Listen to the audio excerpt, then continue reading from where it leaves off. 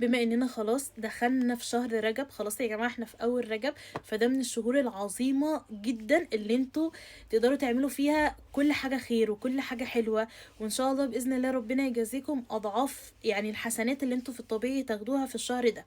عشان كده انا هشارك معاكم هدية مناسبة جدا انكم تهدوها لحبايبكم في شهر رجب. يعني مثلا لو عندك واحدة صاحبتك حابة تهديها وعارفة اللي هي في ضيق او في كرب، او عارفه كمان اللي واحده صاحبتك مثلا خلاص على وش ولاده وهتخلف فعايزه تهديها بهديه بسيطه، او حتى كمان عايزه تهدي مامتك او حماتك او حد قريب منك بهديه بسيطه بمناسبه الشهر المبارك ده، فالبوكس بتاع مسك ابراهيم القرشي هيبقى انسب هديه حرفيا، اللي فيه روحانيات حلوه والروايح اللي فيه مناسبه للاجواء اللي احنا فيها دلوقتي، والاحلى اللي هو بيجيلك في شنطه شيك جدا جدا. هوريكم البوكس دوت من جوه بيبقى فيه ايه.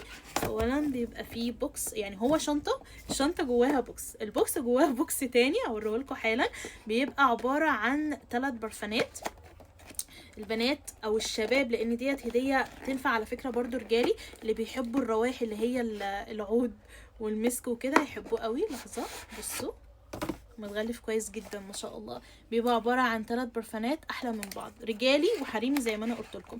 اول نوع فيه اللي هو النوع الابيض، بصوا اللي هو بريحة المسك الابيض تحفة بمعنى الكلمة، مفيش حد بيحب المسك مش هيحب النوع ده.